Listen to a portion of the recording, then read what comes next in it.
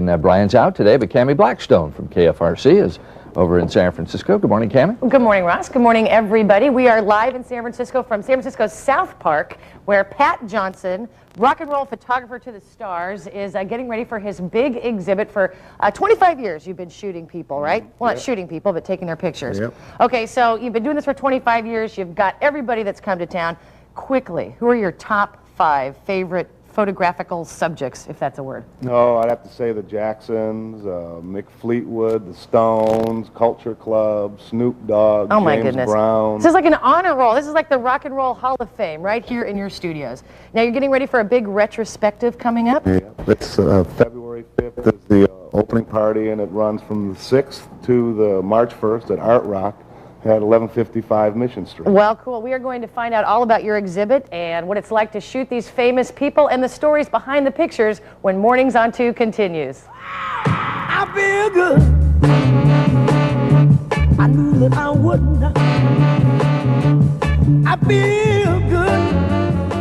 12 minutes now before 8 o'clock. Back to Cammie Blackstone filling in for Brian Copeland this morning with one of the best rock and roll photographers around. Hey, Cammie. Hi, good morning, Frank. Good morning, Tori. We are here with Pat Johnson, who's getting ready for a big retrospective. 25 years of taking pictures of rock and roll stars.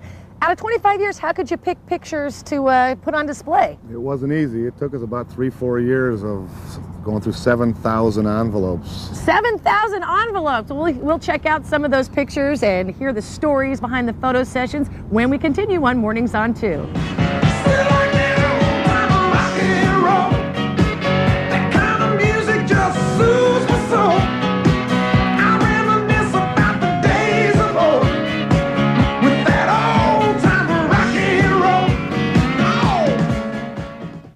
At 7:53, here's Cammie Blackstone. Thank you very much, Sal. Now, I'm here with Pat Johnson, rock and roll photographer. Now, you have been taking pictures of major rock and roll acts and music acts for 25 years. You do it, what, live and in the studio?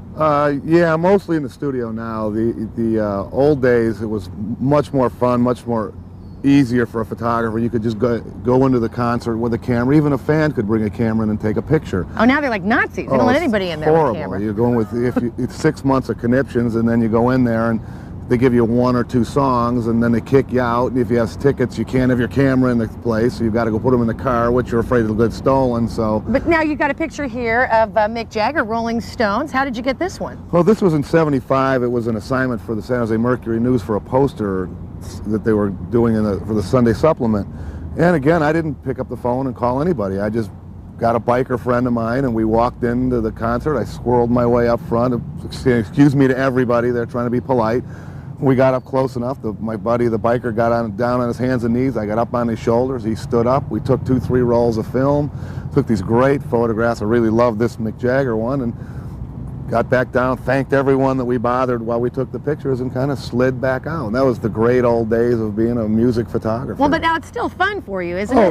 Oh yeah, but it's just not as accessible. It's hard to get at them. Well, now here we got a picture of James Brown, the godfather of soul. Now, how did you get this great up-close and personal shot? Oh, James, I've done him about 2 or 3 times, and he's one of my all-time heroes. You know, he said the godfather of soul, but the great thing is when you meet him, you have to call him Mr. Brown.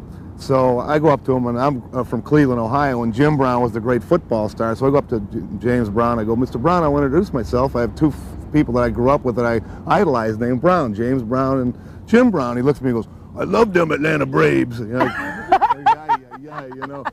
So he starts talking, and he talks like he sings like a machine gun. So he tells one of his guys, you know, I met the Pope. I just met the Pope. So he sends one of his... Oh, that has got to be a picture, the Pope and James Brown. It's a classic. So he says, the Pope likes my music. The Pope like my music. And I get this mental image of Tom Cruise in his underwear, the Polish Pope who barely speaks English, you know, dancing to get up off of that thing, you know.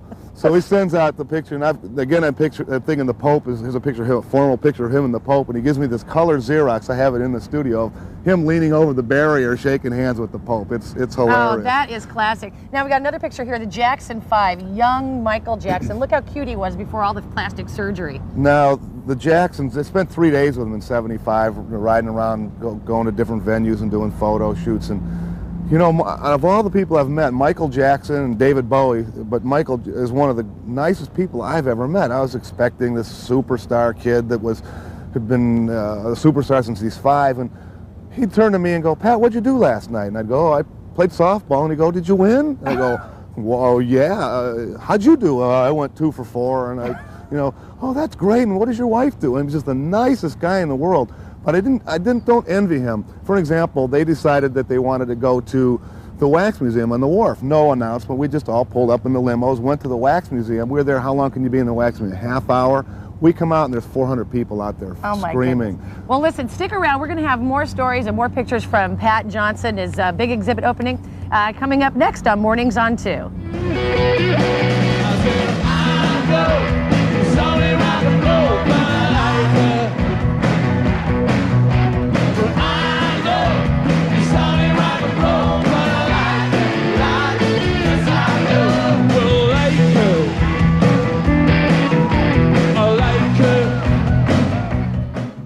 Minutes after 8 o'clock, Cammie Blackstone in for Brian Copeland today over in San Francisco. Good morning, Cammie. Good morning, Ross. Have you recovered from the Stones concert the other night? Well, I didn't get a chance to go. I just had to read all the reports in the paper and everything, and they're getting good reviews, actually. Oh, yeah. Yeah. Well, I'll tell you what, I know you're a big rock and roller yourself. You'll want to check out Pat Johnson's new exhibit at Art Rock. We have some more pictures of some of your other favorite bands, Ross. Let's see, Pat, you took this one of Culture Club back in the 80s. Yes, the great story about that is they came in to do the shoot and they wanted to do something American.